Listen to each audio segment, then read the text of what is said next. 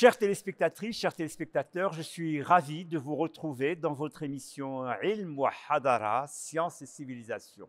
Aujourd'hui, je vous propose d'explorer ensemble dans cette belle université, l'université Mohamed VI Polytechnique, le domaine de la chimie, plus exactement de la chimie appliquée et de l'engineering. Mon invité, hi, Mr. Yusuf Bلمبخوت.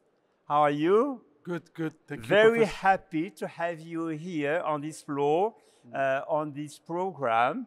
And you maybe before saying things about your research you are doing here in this university, we have to check with you a little about your motivation, about your training, your first training. Sure. Where have you been in school before even the university?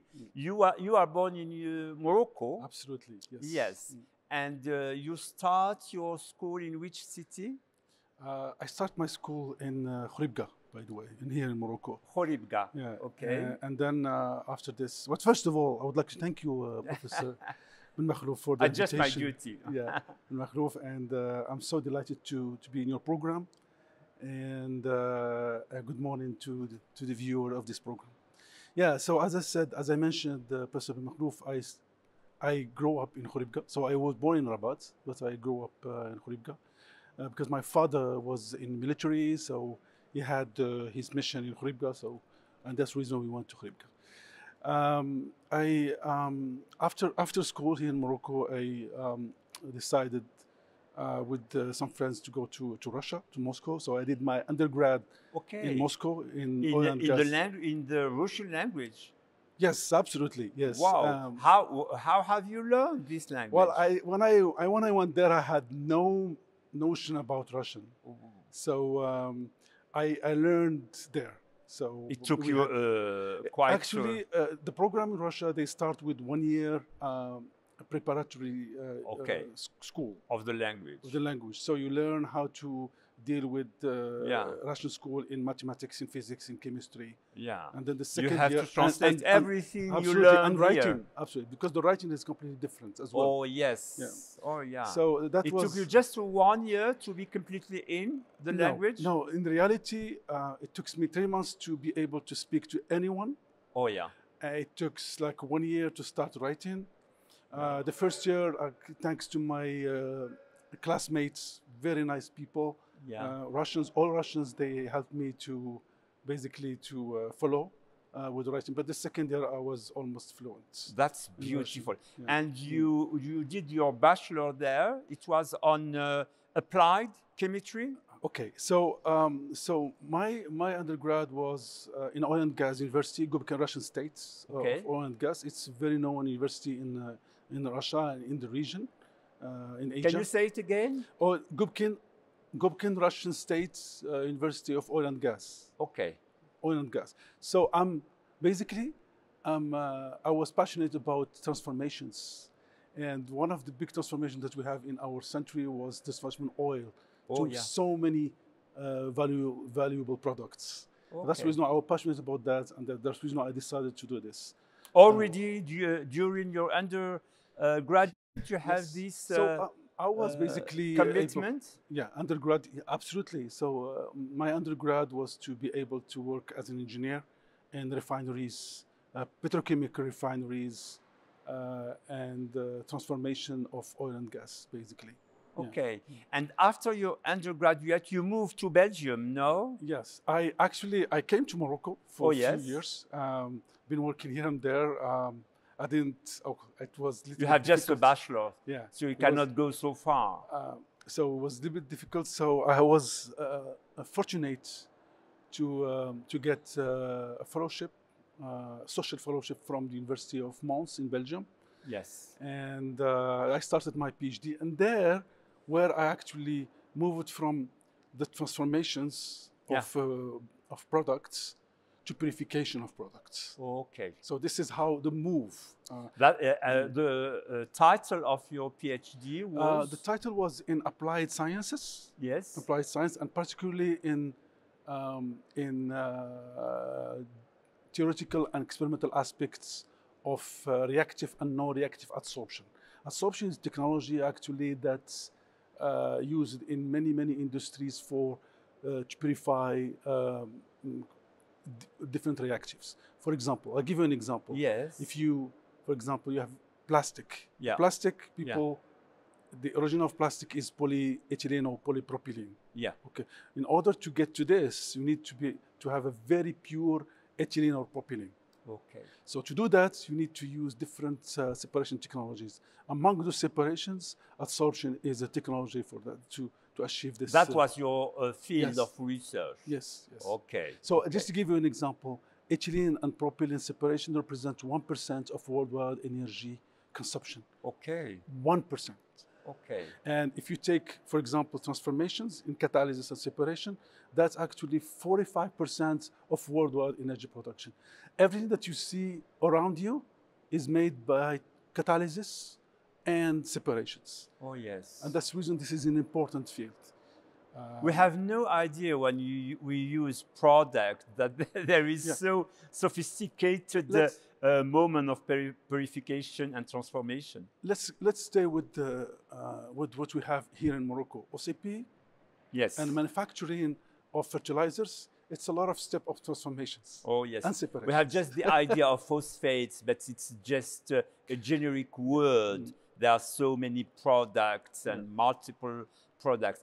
And after Belgium, I think we will continue with your mobility before exploring your research. We found you in Ottawa, in Canada, after Belgium. Yeah. So it was for postdoctoral or for a first job? Let me tell you the story. Yes. Actually, after my PhD, one of my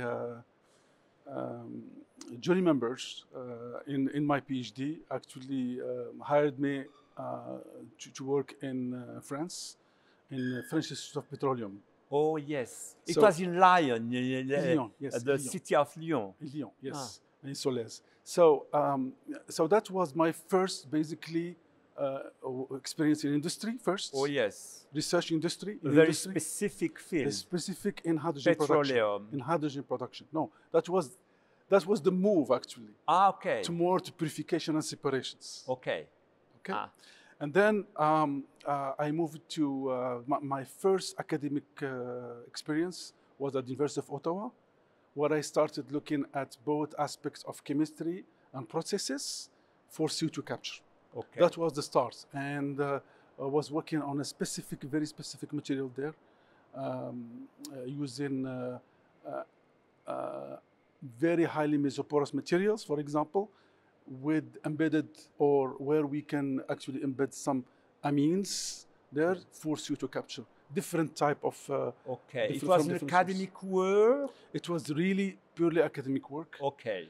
It was for like 4 years, and then I had a chance within the same city in Ottawa to work in a government lab, National Research Council, before I moved to Saudi Arabia. Oh, yes. Saudi Arabia was really for you an amazing experience because you spent a lot of years there. It was in the King Abdullah University of Technologies and Sciences, I guess. Yes, it's KAUST, King Abdullah University of Science and Technology. It was an amazing opportunity to start something from scratch. Yes. It was... and it's a university in the Middle East. Nobody believed that. Even the industry in Saudi Arabia was not familiar with this kind of aggressive research to develop even if technology. It is known as a country completely involved in oil, petroleum, and many of these. You know, Professor Blmkhout, it's a question of mentality. Okay, mindset. So, mindset. The mindset was, in Saudi Arabia, as here in Morocco, we'll talk about that later on.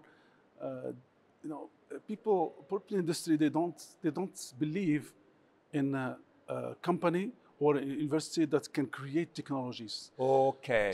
So in Arab world, we basically are mostly the link between academic work and the industry is always lacking. Yes, absolutely. This is, but even this mindset of being a technology provider. Okay.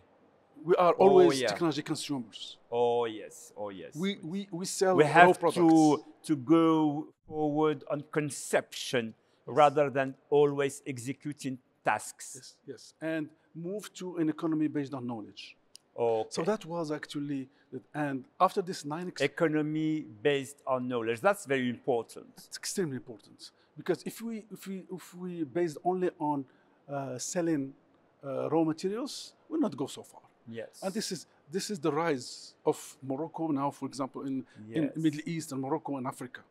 We have to base on technology and knowledge-based economy. Will you agree with me by saying that the sovereignty of a country is referred to this level of conception and doing high research in conceiving and not just executing tasks? Absolutely. So the idea here is to develop competencies in different areas, from research to engineering. Yeah. It's a tremendous task. It's a tremendous task. And my experience in Saudi Arabia was so. You spent there more than 9 years? 9 years. 9 years, okay. 9 years, yeah. Okay. And you are still connected with this university? Absolutely, absolutely. Yeah. And have we here in UMCSP partnership or a horizon of partnership with them?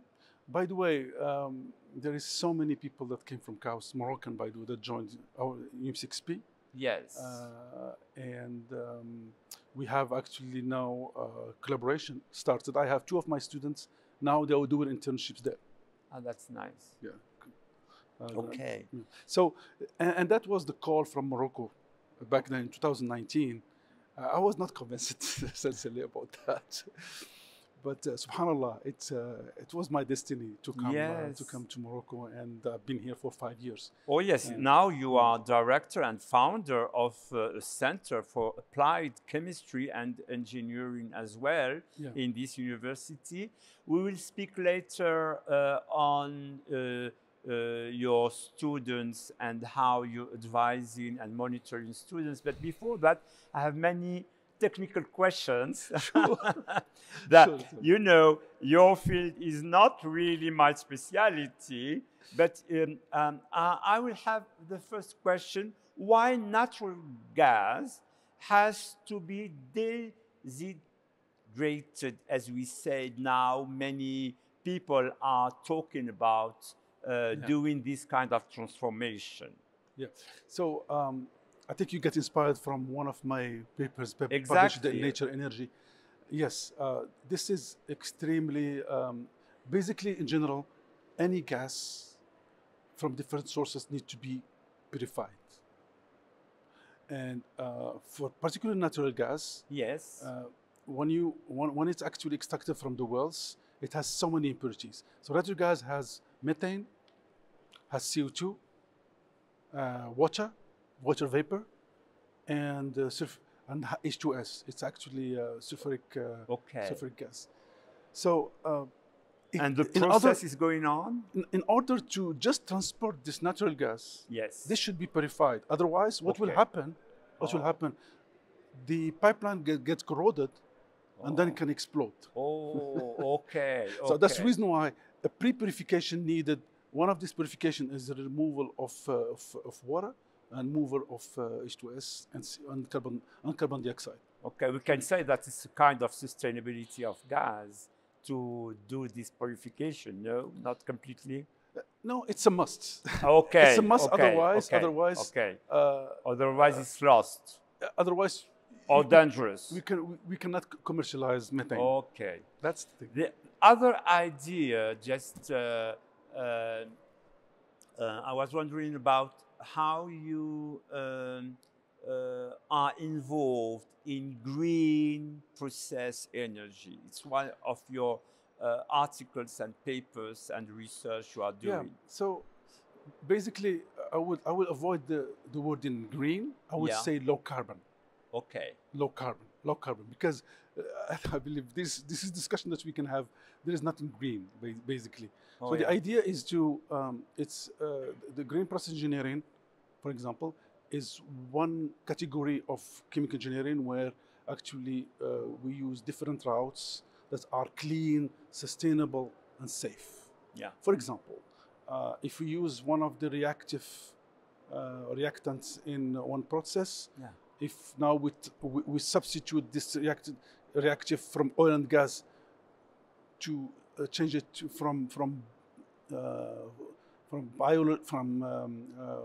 a product that is green, for example, Yeah. that is low carbon, like from biomass or from something that will be kind of low carbon process engineering Okay. methodology. Why do you avoid the word of green? Because Green energy. I will We're give you an always example. talking about green. Let's talk about green hydrogen. Yes, we're always Which is a talking very about hot it. topic in Yes. worldwide in Morocco. Yeah. So if we, got green hydrogen, Yeah. we produce. I mean, low carbon. I refuse to say green because low carbon hydrogen it comes basically from renewables. Okay. So the conventional process for producing hydrogen is coming from oil, basically from methane, by reforming methane. In this case, when we talk about green, scientists or engineers allude to the fact that we're gonna use renewable energies to produce by using electrolysis to produce hydrogen from water. Okay. Okay, by splitting water. The problem is that all those PVs that are deployed to supply electrolyzers are not made. They are made also from oil and gas. So there are a lot of energy from fossil fuels that was put in place to produce these PVs or those wind facilities. And do you understand? Just connected to this question, what about this CO2, carbon dioxide, completely released in the atmosphere? Yeah. So basically, any process in different sectors. Let's say different sectors. We have industry. Yeah. You have transportation. Yes. Your car. Yeah. My car. Yes. And you have residential sectors. Yeah, housing. So three main sectors. In industry, there is emissions because we use fossil fuels to fuel our processes. Okay, to produce energy. Anything that's come with energy, this is the problem. Energy. Yeah. And we are ourselves energy. Even one person in a house with just living, he's emitting CO2. Exactly. So the problem with the CO2 is that now the population grow. Yeah. And we emit more and more CO2. But however, since the last 2 centuries, we cut trees. Oh, so there is no more. So what we need to do. That's an awful situation. Yes, the awful situation. So what we need to do is make some artificial trees. Yes, to capture this CO2. To capture CO2, whether from the point source or from the atmosphere, for example. And this is one of the work that I've been doing in the last almost 15 years. Yes. Just to come back to my activities here at UM6P. Yes, please. In the center, we have 3 different programs. Okay, with my colleagues. So we with the top management, we decided to add this component within the university 2 years ago, almost 2 years and a half, to actually help accelerate the invention and deployment of Moroccan technologies. Okay. This is important. Yes. Made in Morocco. This is important. Technology made in Morocco. We are not used to that. In the field of applied chemistry. Applied chemistry and engineering. So what we have in the center is we have chemists from different disciplines. Yes. Working very closely with engineers from different disciplines. Because the main problem with the scientists is that they work in their corners. Oh, yeah. Chemists in a corner, engineers in their corner, and nothing will happen. We have to connect them. So we have to connect them. That's actually the objective of the center. Oh, yes. So you spoke about three main. So there is programs. Yeah, so there is a program that I'm coordinating. It's actually a generous funding from OCP. Yes.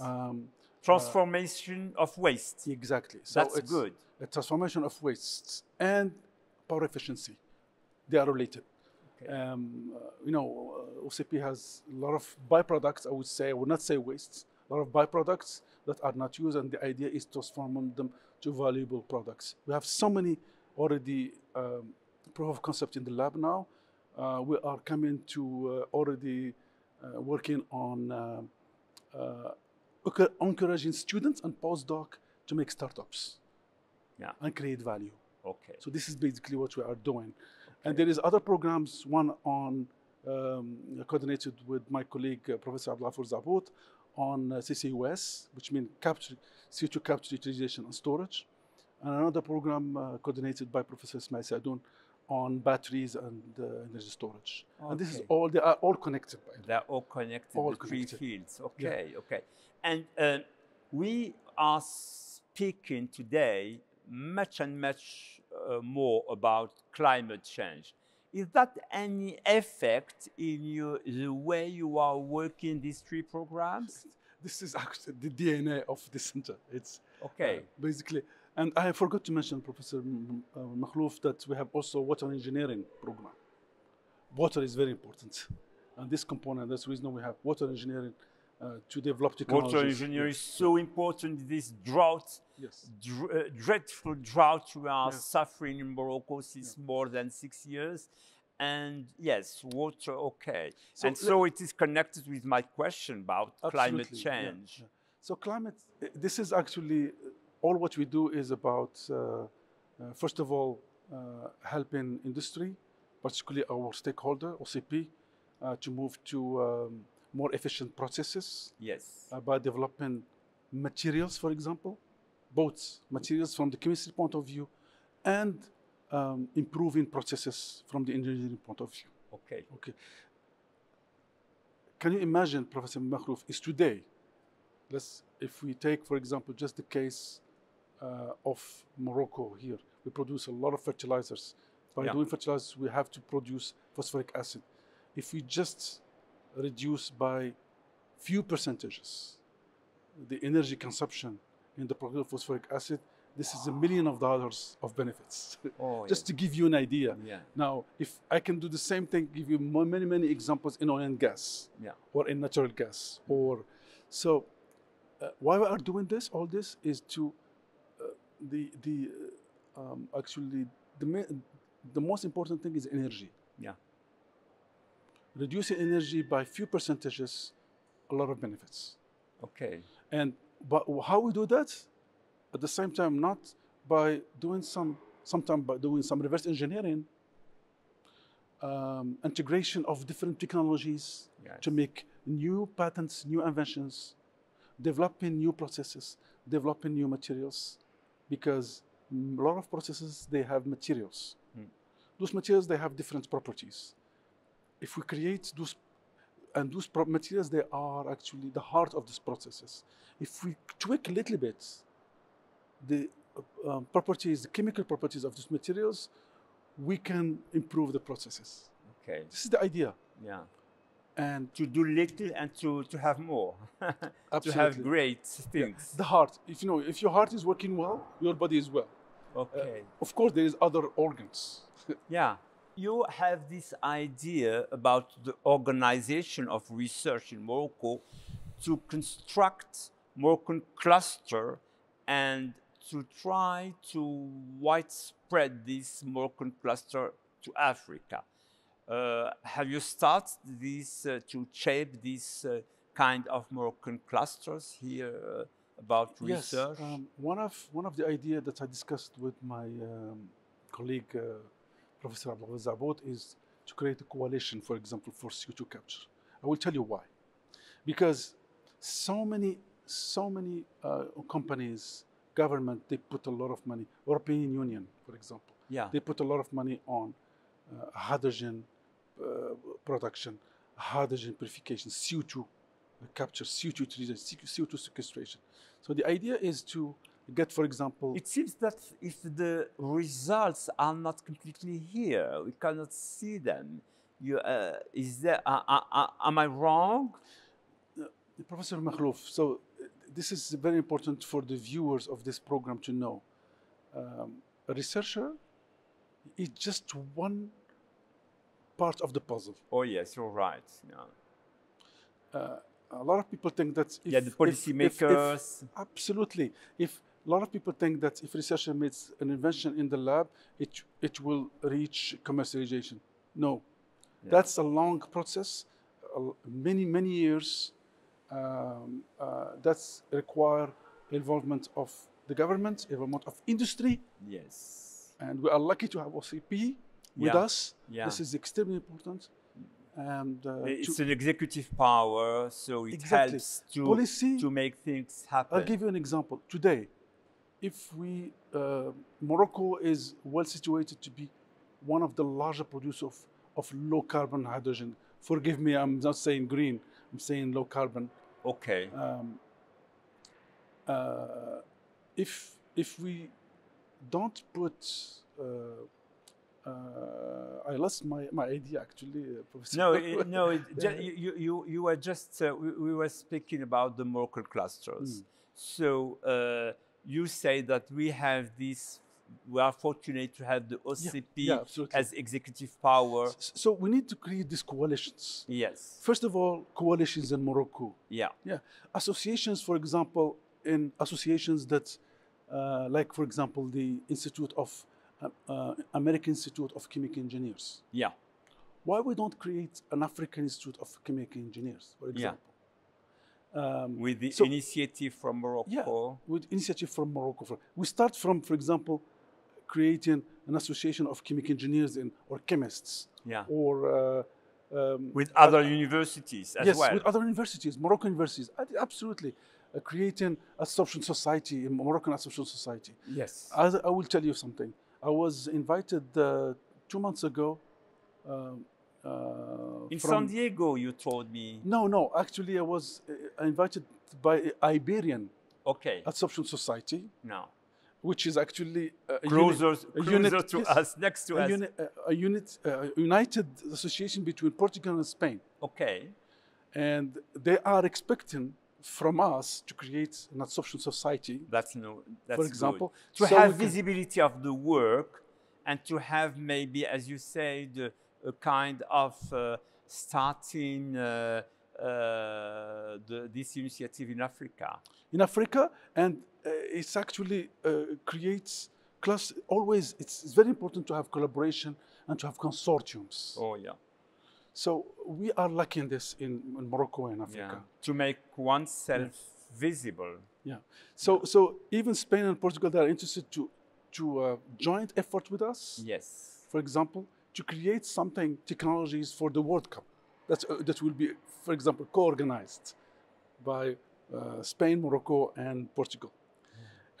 We have to also think about. We have, for example, I'm organizing a conference in May, on second Mediterranean conference on porous materials, and I'm inviting a lot of African scientists. That's good. And we will be even waiving some of the registration fees for some of the students from Africa. Okay. This is important. Yeah. The rise of Morocco in science is dependent to the rise of Africa in science. Oh yeah, of course. And vice versa. Oh yeah. Vice versa. We have to move, because we have just now a few minutes, to move to your commitment towards students, towards what we can call the scientific integrity, how to mentoring them, how to advising them, how to let them to be companion to all these students, even after their PhD. Please let us know about your ideas on this way to have a framework around the atmosphere of student training and doing their courses. Yeah. So we basically we just started an undergrad program in engineering, for example, this year, but most of our students in the center are PhD students. Yes, research. Research. So first thing, the general thing that we have is that we have very good students, Moroccan. Oh yes, I know. And this is, by the way, I can testify. This is a blessing. Yes. You know, I can testify that I was in Canada, different places. I never get such a good students. Yes, everybody says Here, that. This is one of the in strengths. all the fields. In all the fields. This is one of the strengths. Yes. So all our students are very good, very good. They speak fluently English, French. They speak fluently also open French. Mind. Open mind.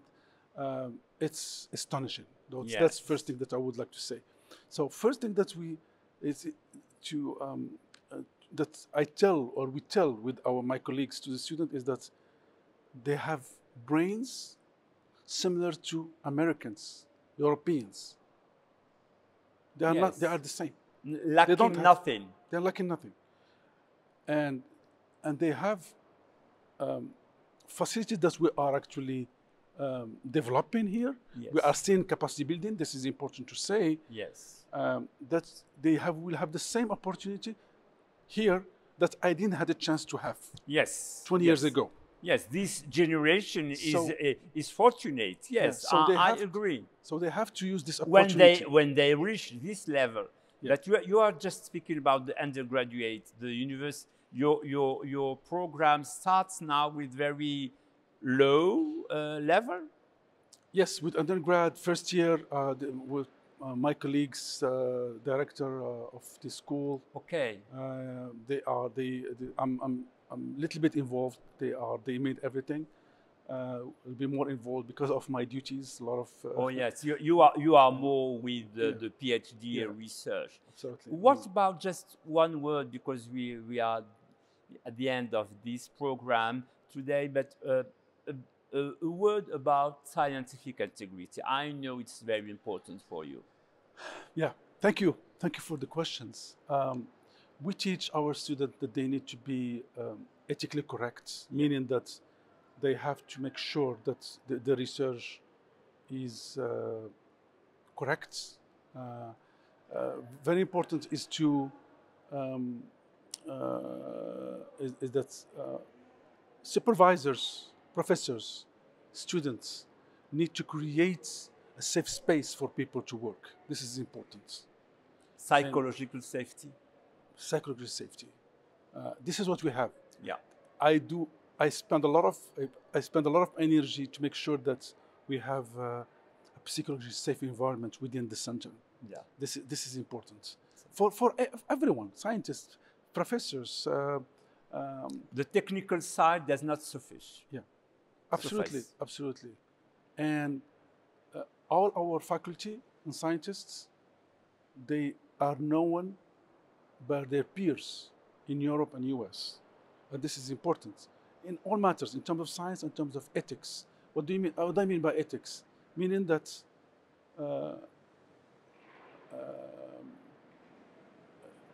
people behave, before being a scientist, we have to be human. Yeah. And because there is always competition, by the way. A lot of people think that there is no competition. Academic world is a jungle. Yes, I know. Unfortunately, because we need more cooperation than rivalry. So to be competitive, sometimes some scientists, they do things that are not ethical. Yeah, that's awful. And that's extremely important, and it could be a killer for any institution. Oh, that doesn't work. Doesn't work. To be free is always to have good faith in everyone. We have to finish this program. Thank you so much for your visit to our program. Chères téléspectatrices, chers téléspectateurs, merci beaucoup de votre écoute et je vous dis à très bientôt pour un prochain programme. Merci beaucoup. Merci.